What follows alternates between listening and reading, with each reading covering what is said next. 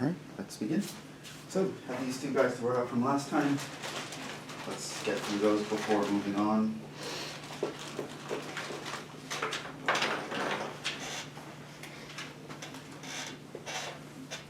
So, the hint for this one was to factor the denominator, and you can't really use the same method that you'd use to factor quadratics. So, how'd you do it? So, yeah, one that work. So you first use the P over Q. So you just do the last term, which is -4, and the first term is 1. So you would Coefficients, okay. Coefficients, sorry. Yeah. So then you would know those are your potential factors. So you make a list. So you first make a list of possible roots by the rational roots theorem. It says it will be factors of the constant term divided by factors of the leading coefficient. So possible roots are plus or minus 1 and plus or minus 4 and plus or minus 2. Also, those are there. So these are the possible roots, and then you go and you kind of check to, what do you check for? How do you know if one of these is going to work? So what you can do is you can do what I did synthetic division, and you just Synthetic division of what? of the term x to the third minus 2x minus 4, and divide it by any of the possible roots. So I'm going to pick one at random. Yeah? You choose the root that makes that 0. Right. You first figure out who's over here that if I plug in over there is going to make it 0. Now, I kind of have a feeling minus 2 is going to work. If I plug in plus 2, because then I see like an 8 and a 4 and a 4 getting here. Plus 2. If I plug in plus 2, what's going to happen? If I cube that, I'm going to get 8 minus 2 times 2 minus 4. You'll notice that that gives you 0. So you're going to divide based on that guy. This means x minus 2 is a factor. So then what you're going to do is you're going to divide this by x minus 2. Now remember, we do the long division. So we have to account for all our powers. So that's the x cubed. There is the 0x squared. There is the 2x and the minus 4. And we're going to divide that by x minus 2. And I know that's what I want to divide by because I did the possible roots and plus 2 actually worked out. X into x goes x squared. This times that, x cubed. This times that, minus x squared. Subtract this line. That dies. And with positive 2x squared here, x into positive 2x squared goes plus 2x. This times that, you get 2x squared. This times that, you get minus 4x. These die. Now you have minus 2x plus 4x, you get positive 2x. X into 2x goes plus 2. Take that 2, multiply this, you get 2x. Multiply this, you get minus 4. Subtract those die. Minus 4 plus 4 gives you 0. You should get a 0. If you didn't, you either made a mistake here or you made a mistake over there. You don't get 0. So basically what that means is that the cubic can be factored. X cubed minus 2x minus 4 can be factored as x minus 2 times this guy up here. And of course you want to double check if this could be factored further, but it can't. So that's what you would do. So it turns out that this integral here, x squared minus x minus 2 over x cubed minus 2x minus 4 is actually going to be equal to, well, x squared minus x minus 2 over x minus 2 times x squared plus 2x plus 2. And in fact, I think the numerator also factors, right? Yeah. So the numerator would factor into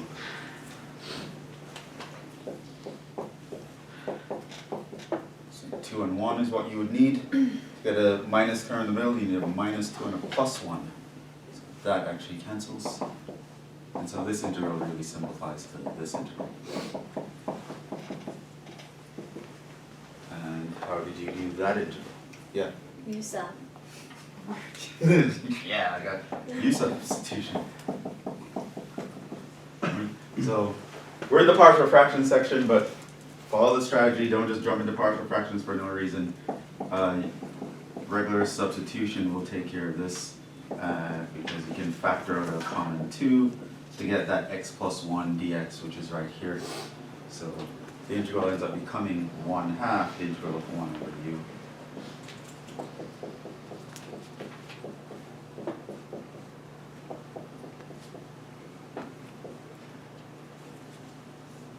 X squared plus 2x plus 2. That's going to be your integral.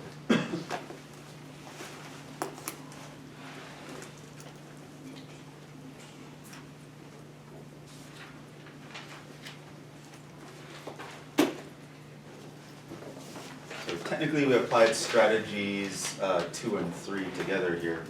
Found a way to simplify it so that I could use a basic rule, but it brought us into substitution.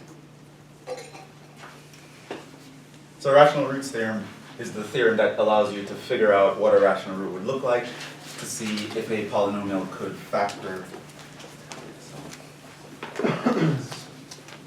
So guys, look that up because it's probably been a while. That's something you covered in pre-calc. Now this we actually did using a new substitution, the Weierstrass substitution, but I wanted to see, could you think of another way to get to this integral? Second way. Like I said, you didn't know about Weierstrass substitution. How would you have done this integral?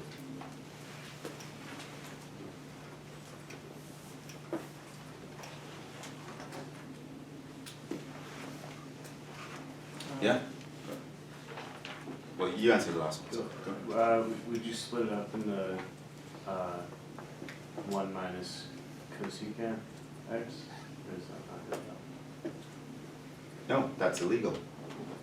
So you have this, Oh, right. you cannot do that. You can't split across a denominator. So you can't do that. You can only split a fraction across a numerator. So this is this. But you can't split up across a denominator. Other ideas? Yeah. Could you multiply 1 minus sin x of the numerator and denominator?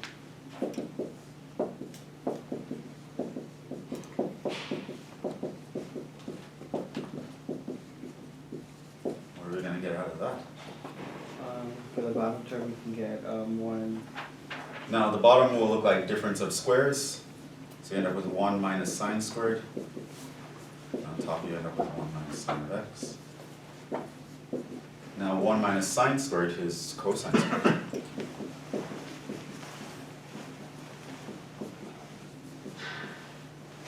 How did you continue with that? Split it into 2 parts. The first part is going to give you a secant squared minus the second part is going to give you the sine x cosine squared.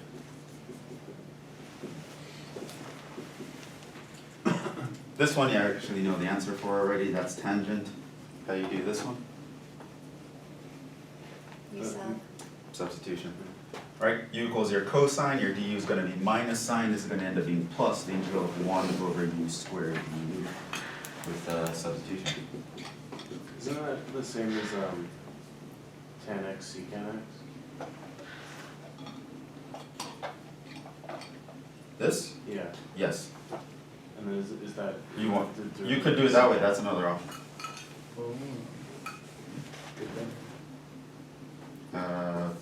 You can write this as sine over cosine times 1 over cosine, which is tangent x, secant x. And so that would just give you tangent x minus integral of that would be secant. Yeah. And you would actually get the same thing. You did the 1 over u squared substitution. Your integral is of course going to be 1 over u, 1 over cosine gives you the secant. But yeah, that's a nice one. I like that more than the substitution example. But sine and cosine substitution is probably what would jump out to most people, but that's very elegant. Okay. Now, let's jump back into it. Where were we? Last time, we covered something called the Weierstrass substitution. Now, this actually is like the opposite, the exact opposite of a trig substitution. So in a trig substitution, there are no trig functions, but you introduce a trig function to simplify things. Here is where you start out with trig functions, then you remove the trig functions to simplify things.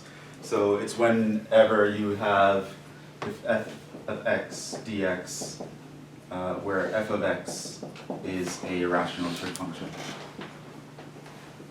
And it actually doesn't have to be rational. You can actually try this in different other cases as well. It's just that usually when it's a rational trig function, you'll transform it into a problem where you might have to use like partial fractions or something like that. If it's not a rational, then you transform it into something where you'll probably use some other substitution. Anyway, the substitution is you set u equals the tangent of x over 2, which might seem odd until you realize that this causes certain consequences. Like, for example, your dx is going to become 2 over 1 plus u squared du. Wherever you see sine x, you can replace that with 2u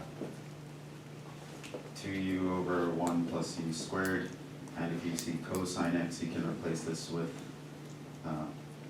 1 over 1 minus u squared over 1 plus u squared. Right, so these are things that we derived last time.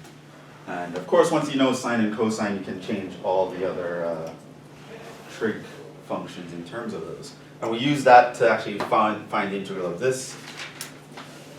But this was another way.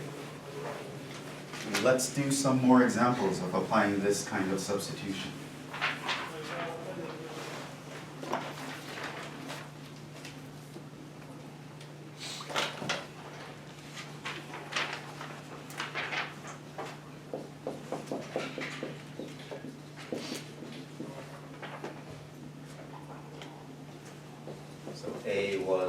The first example was the 1 plus sine of x.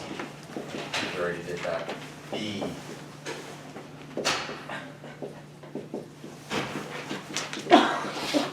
C.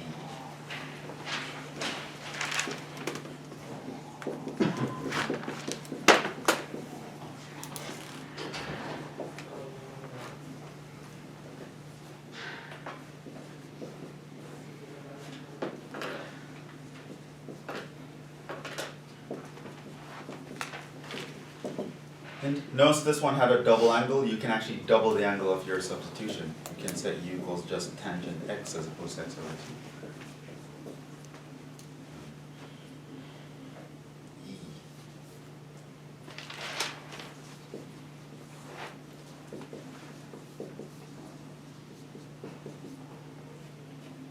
F.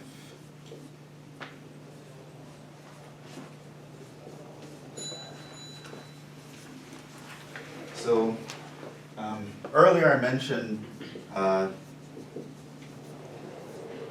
I'll tell you another way to find the integral of secant, because multiplying and dividing by the secant x plus tangent x out of nowhere probably was like voodoo to some people. Weierstrass substitution provide a more constructive way. You can literally just change your secant based on those guys. Right? You can replace your secant with 1 over this expression, and now it's something that you can actually use partial fractions to compute.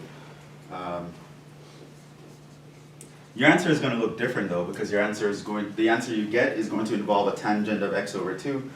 So show that this is equivalent to previous answer.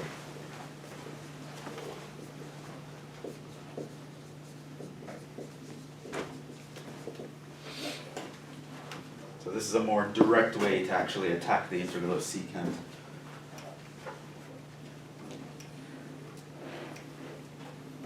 We are going to do this. So yeah, this one, the 1 plus sine of x, worked out very nicely with taking advantage of the difference of squares, multiplying by 1 minus sine x over itself. That allows you to do difference of squares here. You get 1 minus sine squared, which allows you to do cosine squared. The same kind of trick isn't gonna work out here though, because that's a 3 and that's a 2. If these two numbers were the same, a very similar trick could happen if you just factor it out, but with the 3 and the 2, that strategy is no longer as viable as it once was. So, pretty much if you have something like this,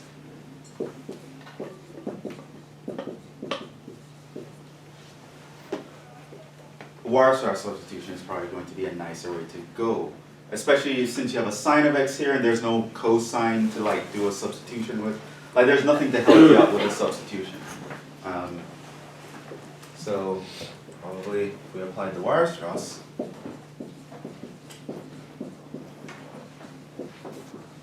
Weierstrass is the name of a mathematician, by the way. It's actually named after a person. So if you apply Weierstrass, what's going to happen is I can replace my sine of x with this expression, and I can replace my dx with this expression.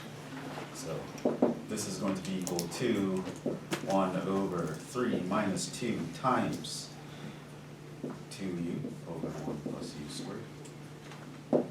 And my dx I can replace with 2 over 1 plus u squared. Now I'm going to multiply these. 2 is on top. On the bottom, 1 plus u squared times 3. 3 plus 3u squared. 1 plus u squared times this, the denominators are going to cancel and I just have minus 4u.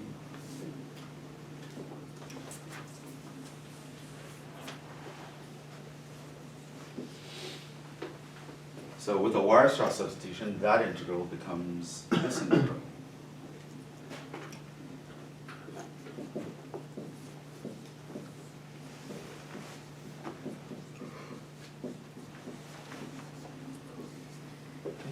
Now the question is, how would you attack this integral?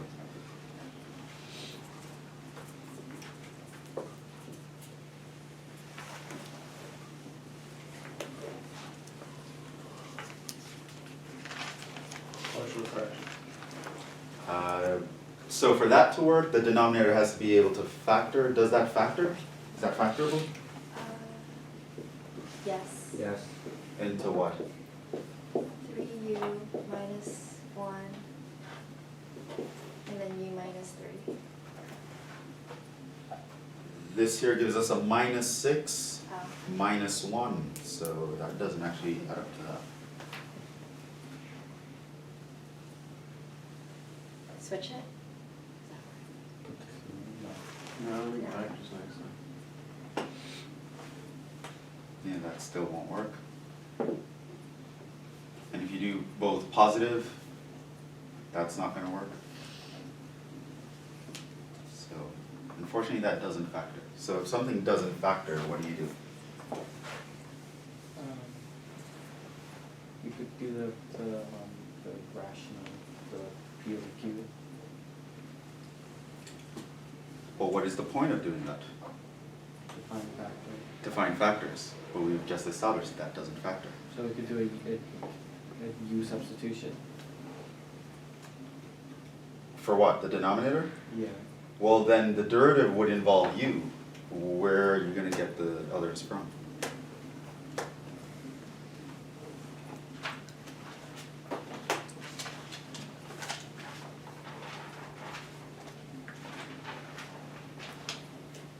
Other options. So you're in a situation where a u substitution isn't going to work, or some other substitution, t substitution, isn't going to work out.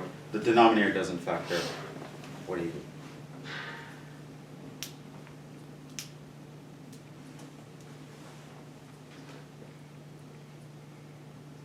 Yeah? Is there like a trig substitution? How do you get the trig substitution to work? Yeah, I don't think it'll work. What are the forms for a trig substitution? A squared minus x squared. You need it to look like a squared minus x squared, or A squared plus x squared and x squared minus a squared. so we don't have that form. Options.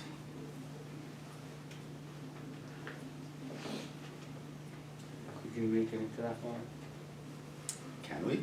completing the square. Completing the square. So what we're going to do is we're going to complete the square here. How do you complete the square? Well, remember the first thing you want to do is you do not want to have the coefficient not being 1. Probably factor out a 2/3 here. So that's u squared minus 4 over 3u plus 1.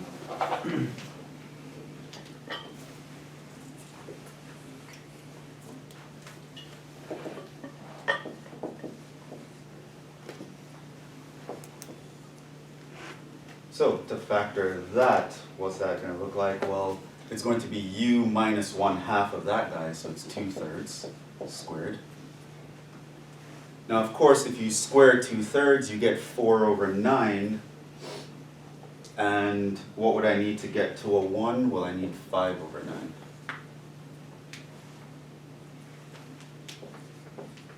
In fact, I can now make this a little nicer. I'm actually going to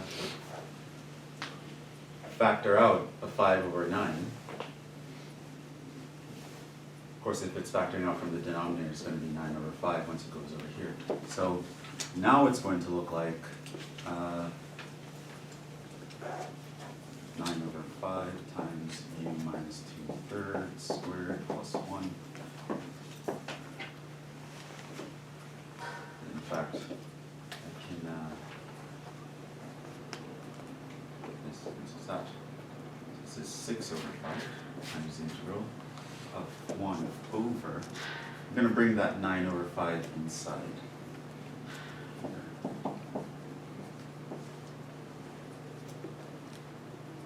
So this would be like 3u minus 6 all over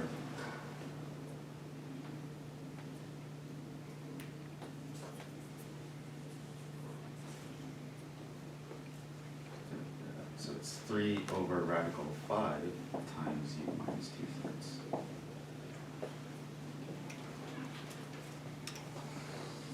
So here's some options you have to dig yourself out of it. You get to a situation, okay. So yeah, I see something like this, partial fractions would probably be the first thing that jumps into my mind, because yes, I would have thought of substitution, but I'd realize that I don't actually have what's left over to actually get that substitution to work out. So my next thought would probably be partial fractions, but then I realized that, hey, this doesn't factor. For partial fractions to work, it needs to factor.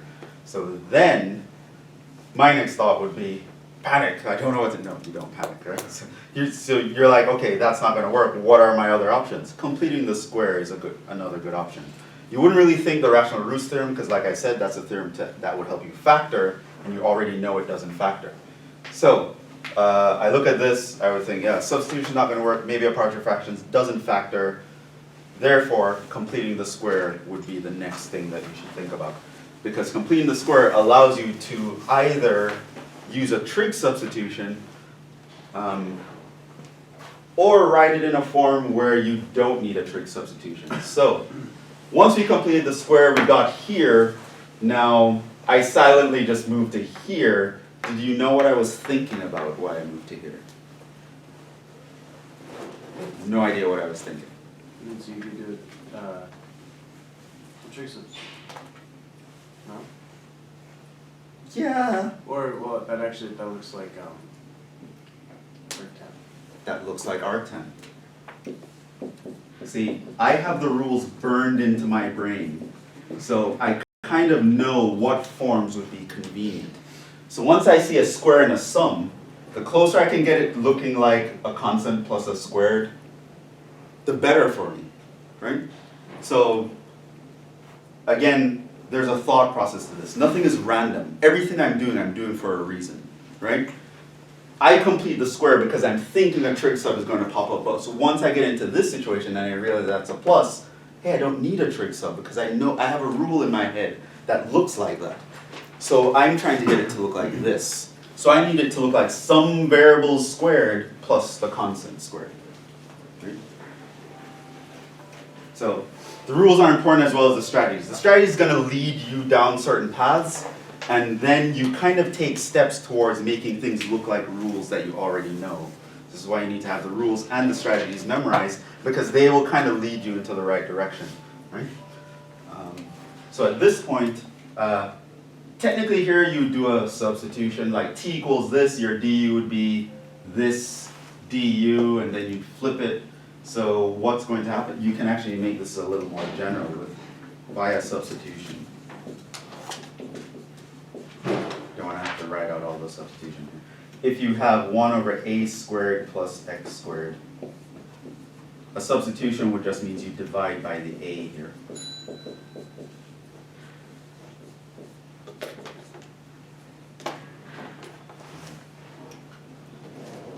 So basically that's what I'm going to do. I'm going to divide by the constant here. So this ends up being 6 over 5, radical 5 over 3, of, now it's going to be tan inverse of that whole monstrosity.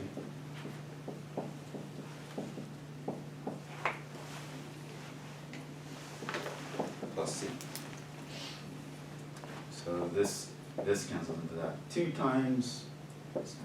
So it becomes 2 over rad 5 tan inverse of 3 over rad 5 tangent x over 2, because that's my Weierstrass substitution. 2/3.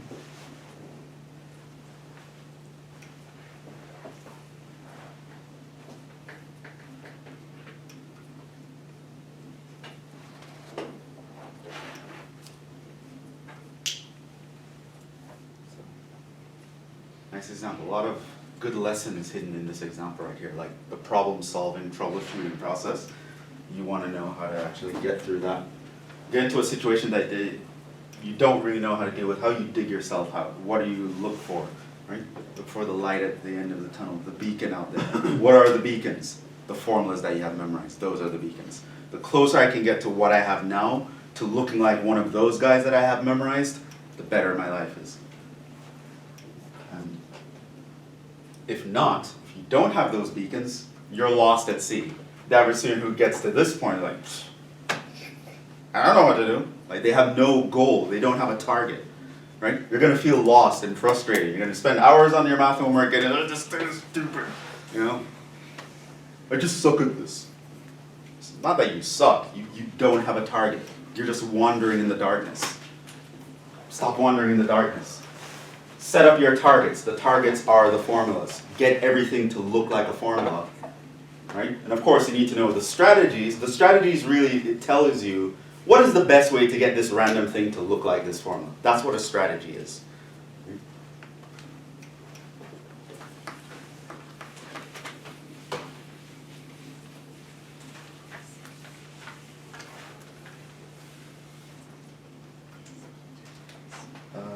C.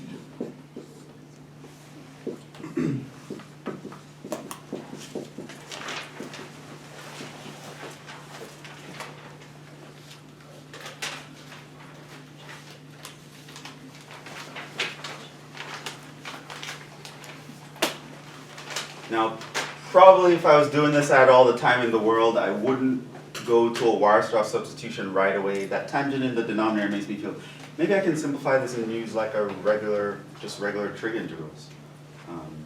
So this here is sine over cosine, so I can multiply and divide by cosine. So this would probably be my first thought. Multiply and divide by cosine. This ends up being sine x cosine x plus sine x.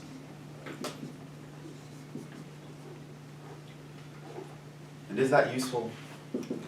And then if I do factor out of sine x,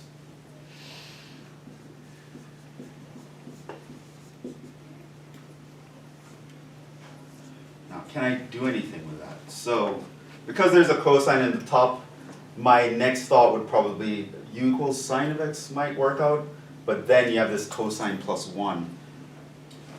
If only it was a cosine squared, I maybe could have gotten away with it, but with the cosine there, that's kind of, sticky situation. So then I'm like, okay, so the obvious thing, trying to get this substitution to work out, isn't going to work, so not going to work.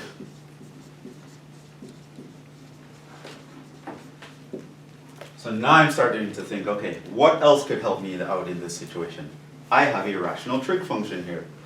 maybe a Weierstrass substitution. So at this point, I'd apply the Weierstrass substitution.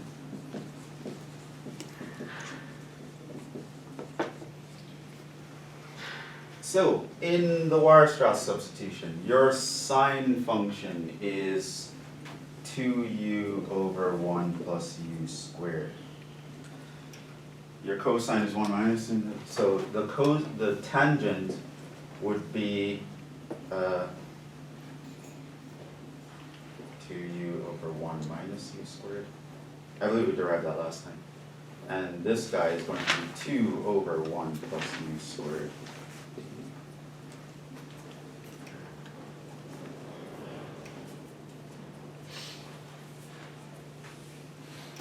And my hope is that is going to be a little bit nicer to deal with. That's my hope anyway. I don't know how that's going to work out. So at this point, start simplifying. So I have a 2 on top. 1 plus u squared times this. I'm just going to have a 2u plus. Here I would have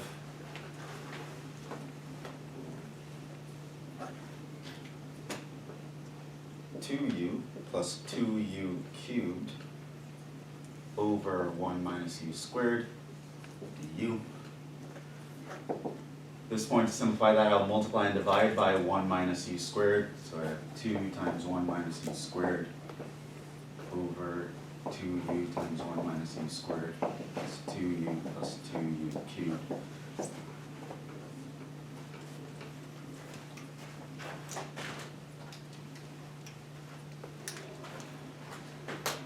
And this is going to be equal to 1 minus u squared over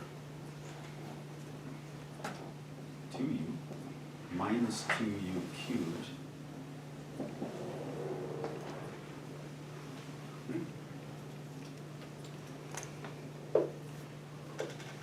plus 2u plus 2u cubed, and those guys go away. So this essentially boils down to 1 minus u squared over 4u.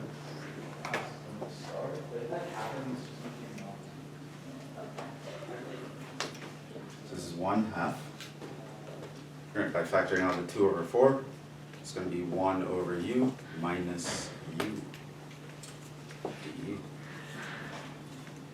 That is ln, and that is u squared over 2.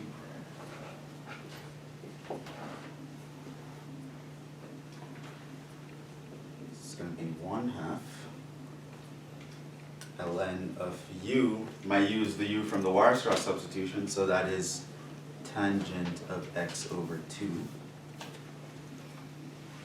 minus tangent squared of x over 2 over 2.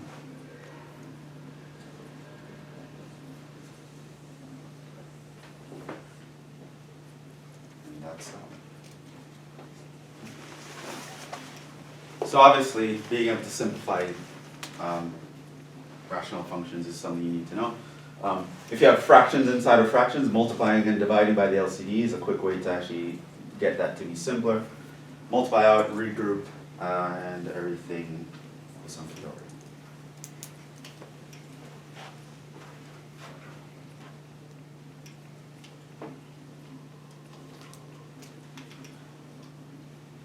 Try D. You guys 3 or 4 minutes to get through D. And of course, that being said, D could have worked out by doing a similar trick to what we did up here. We could have multiplied by 1 minus cosine 2x over 1 minus cosine 2x to get a sine squared in the down there, and then regroup and do a trig sub. But practice the Weierstrass version of doing this, just for practice. And see what you get. Do you have a question? Yeah. Wait, want us to use the Weierstrass substitution? Yeah, this one. Oh, okay.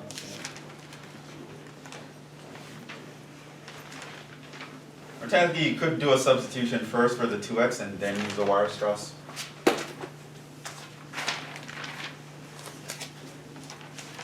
For this, if you're using this, of course, you'll need to actually rework the Weierstrass. So I want to know, could you derive what is your dx, what is your sine of x, in this case, etc. So you have to rederive some things here. Or could you just substitute something for 2x?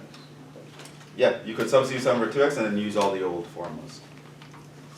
So you could do something like set t equals 2x. This will lead you to the integral 1/2 dt over 1 plus cosine t. And then just use the Weierstrass, u equals tangent of t over 2. And then pretty much you have all the other stuff with. Is it easier to rederive the u equals 10x? It's up to you. It shouldn't be hard. You draw a triangle on this and figure out all the other guys. So.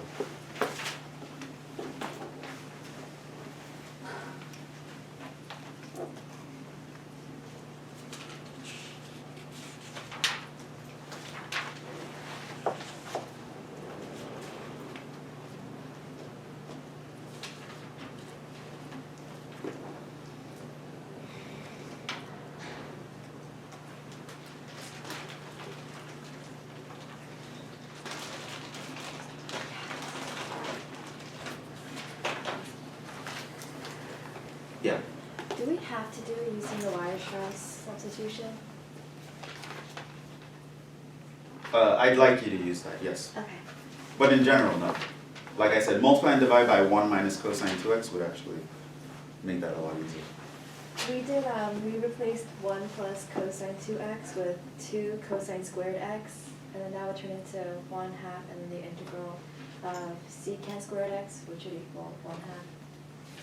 Yeah, could also do that.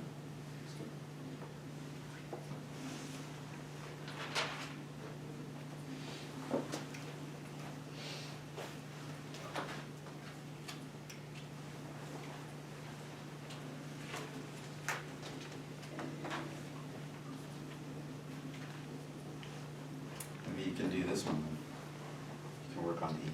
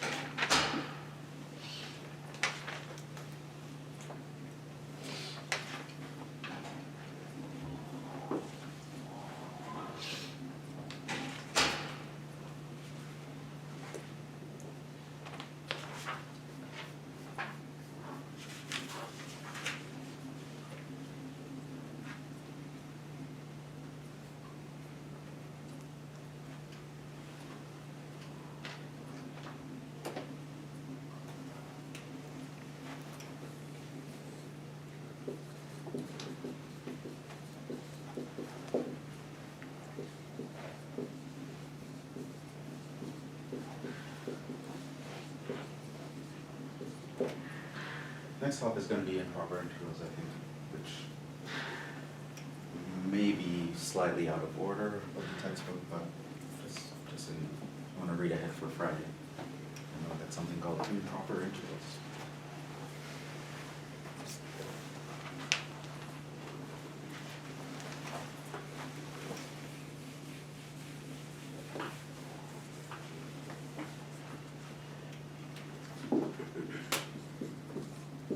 this 1 plus cosine 2x dx. Many ways to do this guy. You could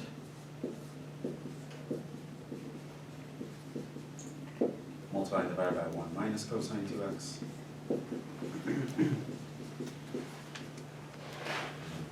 Or you could realize that you know that cosine squared is 1 plus cosine 2x all over 2, so this is 2 cosine squared, which is of course 1/2 secant squared.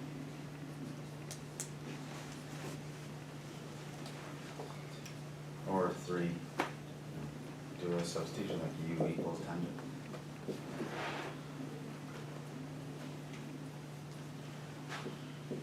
Or first do a t equals x over 2,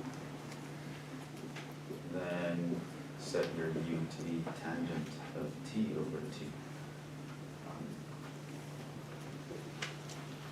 Following this, what you should have gotten at this point would be 1/2. 1 over 1 plus the cosine b, 1 minus u squared over 1 plus u squared times 2 over 1 plus u squared du.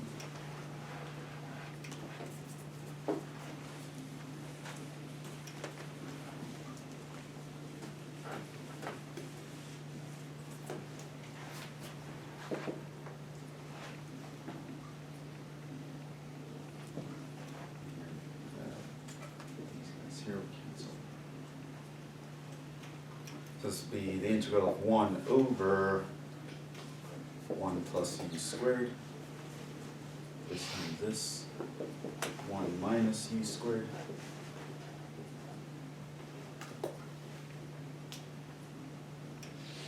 U squared died, so you just have the integral of 1/2 du.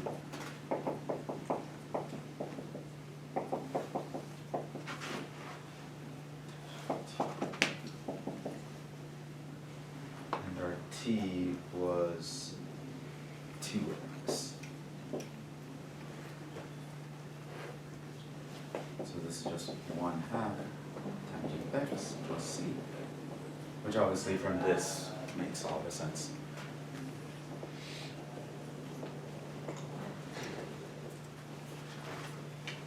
Yeah, option 1 or option 2, probably what I would have tried first, but you know, we're in the Weierstrass section, so I want you to practice using that as well. For E, you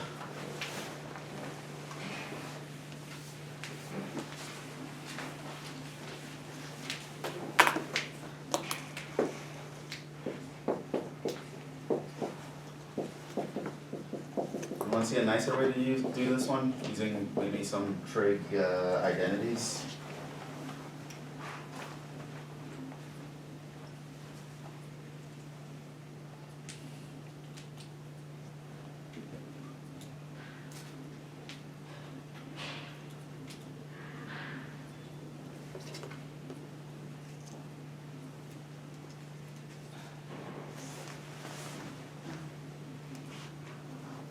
I don't really see a nice way to do that.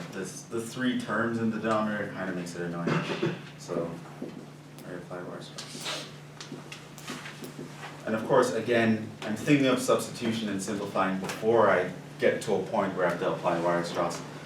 If you do anything more sophisticated than a substitution, it should be out of desperation. You always try to get that to work first. So again, sine of x is going to be 2u over 1 plus u squared. Cosine of x is going to be 1 minus u squared over 1 plus u squared. And that's just a 1. This is going to be 2 over 1 plus u squared du. Simplifying that, that's going to be 2u plus 1 minus u squared plus 1 plus u squared. U squares die. And that's just 2 over 2u plus 2.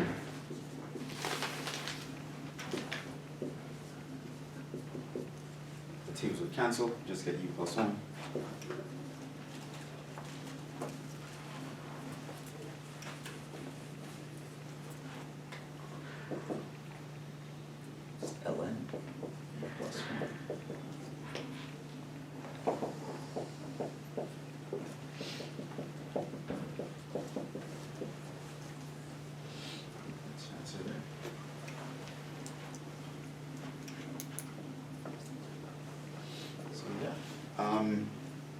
try this at home and read up on improper integrals if you have time. Hopefully you'll have time. Yeah.